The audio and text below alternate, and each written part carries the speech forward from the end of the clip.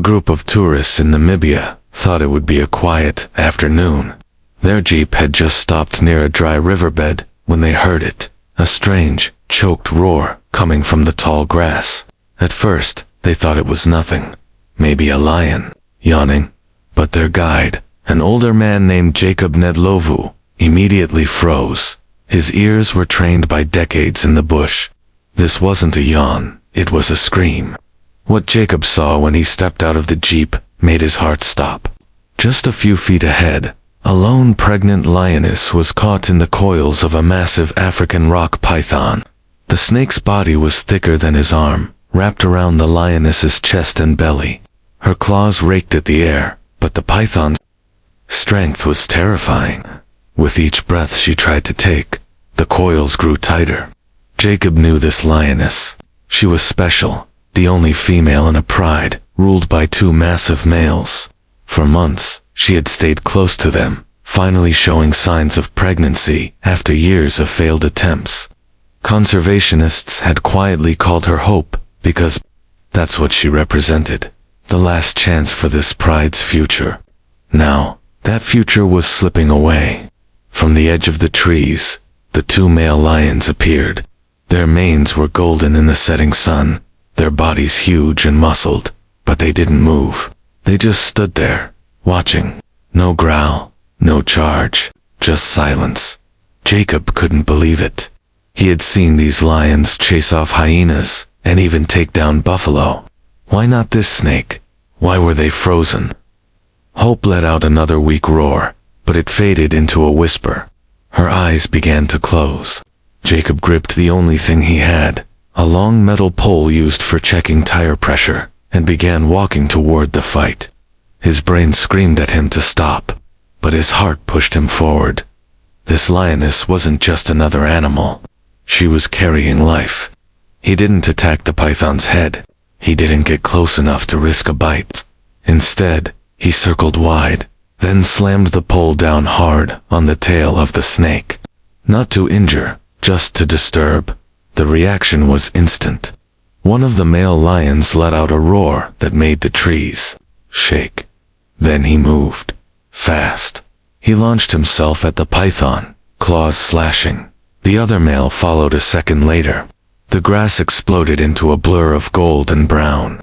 The python hissed and twisted, trying to hold on, but the lions were wild, with rage. Jacob stepped back, keeping his eyes on the fight.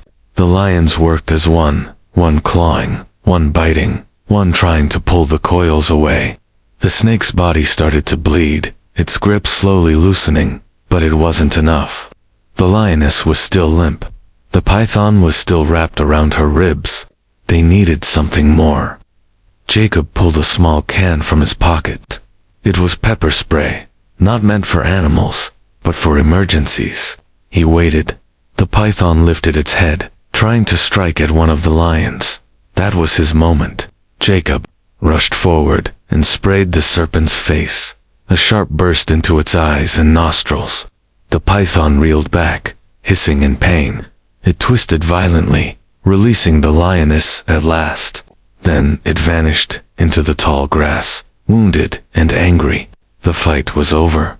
But the silence that followed was worse. The lioness wasn't moving. Jacob dropped to his knees beside her. Her breathing was shallow. Her sides barely rose. The male lions stood over her, their eyes wild, their bodies tense. Then something changed. One of the lions, the one who attacked first, leaned down and gently licked the lioness's face. Another pressed his body beside hers, sharing his warmth. The third lay at her back, forming a protective wall. Jacob pulled out his radio. "This is Jacob. I have a pregnant lioness, nearly suffocated by a python. She's alive, but just barely. I need medical help now." While waiting for the rescue team, Jacob gave the lioness a light sedative, just enough to keep her calm. The lions watched every move he made, but they didn't stop him. It was like they knew he was trying to help. Minutes felt like hours. But finally, a helicopter arrived, bringing a vet and a team of rangers. Together, they lifted the lioness onto a stretcher. She was breathing, still weak, but alive. Before they took off, Jacob turned to look at the lions. The largest one met his eyes. There was no growl, no roar, just a long, silent stare. A moment, shared between two protectors. In the end, hope survived. So did her cubs. No one can say for sure why the male lions froze that day. Some believe they were confused. Others say they feared hurting her while attacking the snake. But one thing is clear, it wasn't weakness. It was hesitation born from love, a pause before war. And all it took to break that pause was one human with a stick, a spray, and the courage to try. What would you have done if you were there? This story isn't just about animals. It's about bravery, instinct, and the power of one small decision to change everything. Ask ChatGPT.